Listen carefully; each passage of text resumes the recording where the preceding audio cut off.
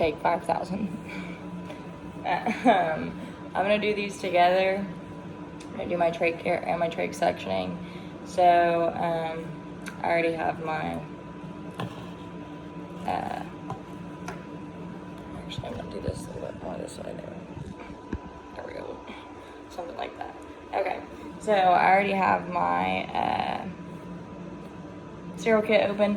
However, you're gonna want to have a non-sterile drape ready. You're gonna want to do a full respiratory assessment on this patient, a bamboo bag. You're gonna want normal saline and hydrogen peroxide, and then you're gonna want to have your trach kit, trach care kit, and your trach sectioning kit, and you're gonna want to have your wall trach turned on at this point. So I'm gonna go ahead and put my non-sterile drape down, have all that ready, remove my trach cover, and I'll obviously explain, check on my patient, do all those things. By the way, I'm gonna wanna raise my oxygen level. That's why I have the bamboo bag to about 100 to 115, so getting it a little higher. This is a pretty uncomfortable procedure, so your patient is going to cough and they're going to lose some of that oxygen during this procedure, but it'll be helpful once you get all the bad stuff out. So after doing all of those things, you're going to want to get this out. This isn't necessarily a stable, it's just a little box, which, there we go. All my hands are gonna be clean, all that stuff. My trach won't stand up. There it goes. And then after that, you're going to want to go ahead and put on your sterile gloves.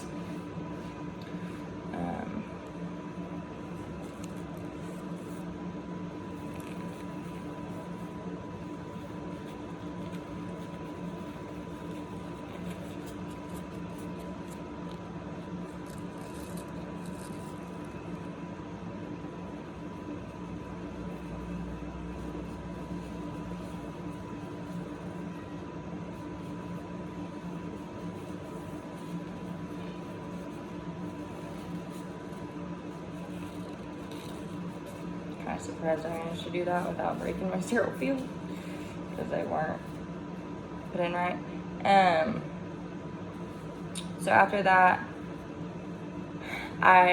before I put my sterile gloves on, I would have already poured the normal saline into that little cup, because that's what I'm going to be using to check to make sure my section is working correctly, and to also clean out once I have suctioned. This, I can't ever get it in the bag right, but when you originally open it, it should have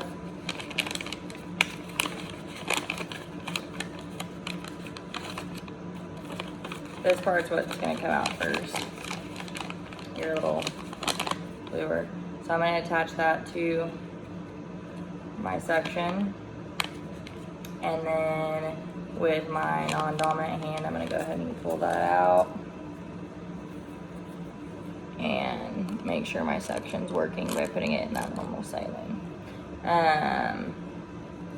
This little hole right here, this is what you're using to make it suction. You wouldn't normally like grab the patient like this, but the trach part in this is a little too heavy for the cup. And yeah, so I'm gonna have to hold it with one hand, but that wouldn't be a normal thing that you had to do, obviously. So I'm just gonna prepare the patient, and I'm going to stick this in here. You don't want to suction while you're doing this. I have my finger ready to do it, but you don't want to suction while you're putting it in, because it can cause a lot of discomfort, and yeah. Anyways, so you're going to want to put this in here just until you hit a little bit of resistance. Your trach should be literally locked in. And then once it's in there, you're gonna obviously still be continuously checking your patient's O2 stats, making sure that they're not, significantly dropping. They're gonna drop some, but, and checking to see how the patient's handling it, all that stuff. And then you're going to want to do intermittent suctioning, so just for about 10 to 15 seconds as you're pulling this out, you're going to want to be doing that. And then once you're done, you've got it pulled out. It's out. And then you're going to want to document. Sorry, my cat's trying to, she's new. You're going to document how much came out, what the consistency was. You're also going to want to see color, things like that. And then go ahead and just suction this out. You can remove this from your suction, all as well. And then just go ahead and put your trach cover back on. You're going to want to make sure that your patient is not still coughing. I mean, they shouldn't be just like hacking up a lung at this point. That should go away pretty quickly. So you're going to want to monitor, pretty much do another respiratory assessment. And I'm going to go ahead and take off my sterile gloves and throw the stuff away. Not actually, but yeah. And then I can't get that closed. And then I'm going to, could you not, dude? Sorry. She's been in like all my videos for some reason. So I'm gonna have all this ready, just to come back to. I'm gonna explain that we're gonna go ahead and clean it. This is something that you're gonna wanna do after you suction if you are doing them together. You don't have to have an order for trach care, but you're gonna wanna do it after suctioning because that stuff's gonna get kind of caught in there, or it possibly could. Does that mean you have to do them together all the time? No. I just personally wouldn't. So, anyways, what you're gonna wanna do first is, again, measure all the levels of the respiratory and do a full respiratory assessment. Explain to the patient what's going on, non-sterile drape, all of those things. I'm gonna wanna go ahead and open this and prepare my sterile field. So very carefully, tips of fingers.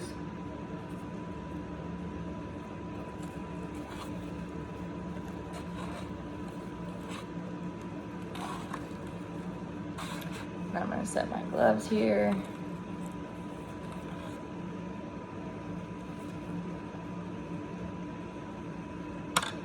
And then I'll just leave those in there until I get my sterile gloves on. I'm gonna go ahead and get my saline hydrogen peroxide ready and go ahead and just set this up. So you're gonna wanna dump the contents kind of just out without throwing them everywhere. Okay. Well, there we go. What's going on? So, gonna pour, there's gonna be 3 containers. In your larger container, you're gonna wanna put your hydrogen peroxide and then your normal saline and stuff in the others. At this point is when we're gonna wanna go ahead and take off, move our trach cover over. You're gonna wanna turn our trach counterclockwise. Just go ahead and unlock that and just kind of set it on our peroxide. Try not to splash things everywhere. Then you're gonna wanna go ahead and put on your sterile gloves. At this point, you're gonna wanna be sterile from here on out. So, mine are totally stuck together. I don't know what it is. All this stuff is sticky.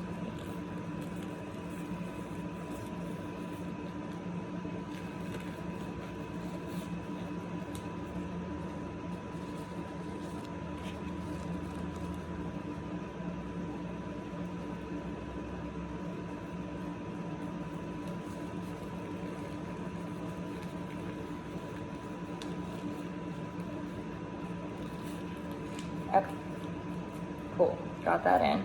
So now that I've done that, I'm gonna wanna kind of set this area up. Get all my stuff ready on my sterile field.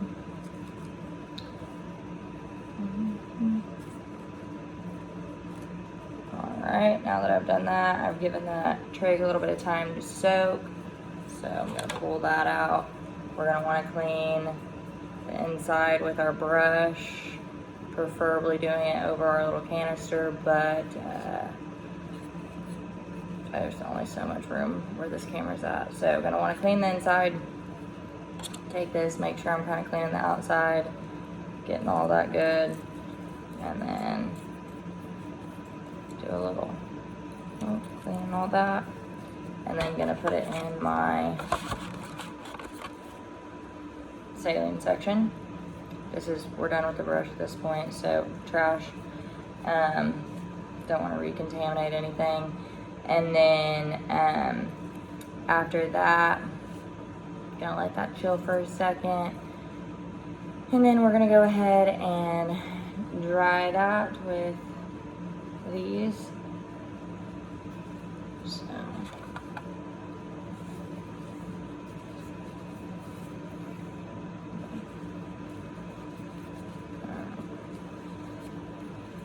just making sure everything's getting dry. That's what we're gonna use these pipe cleaners for, to make sure this inside gets good and dry.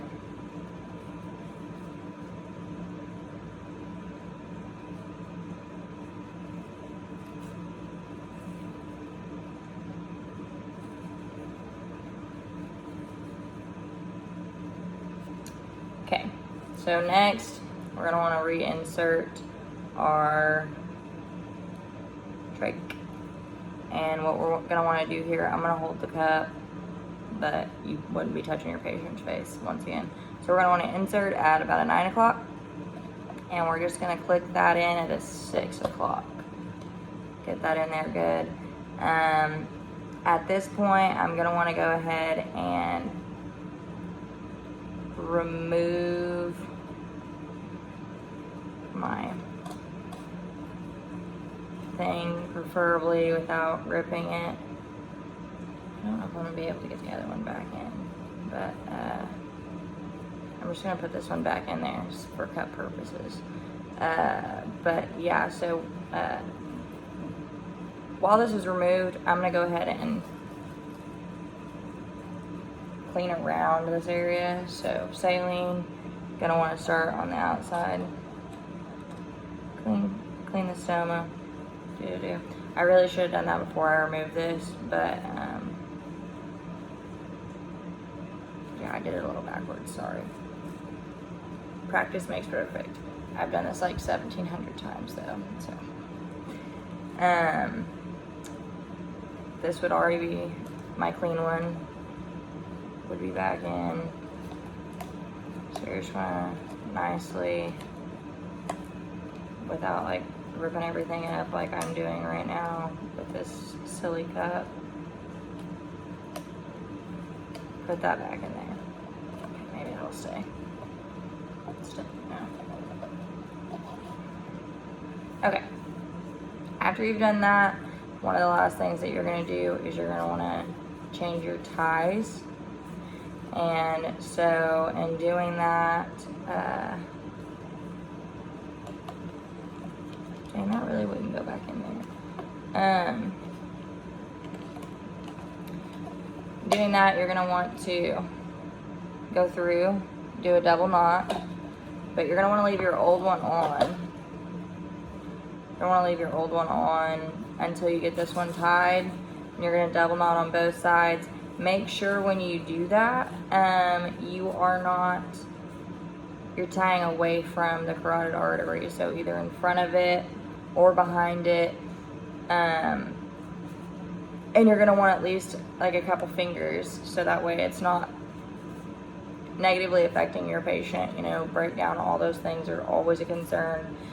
So make sure it's loose enough for that, for patient comfortability. After that, all is well. Your trach is now clean. And you're gonna wanna put your trach cover back on and do another respiratory assessment. So, thanks.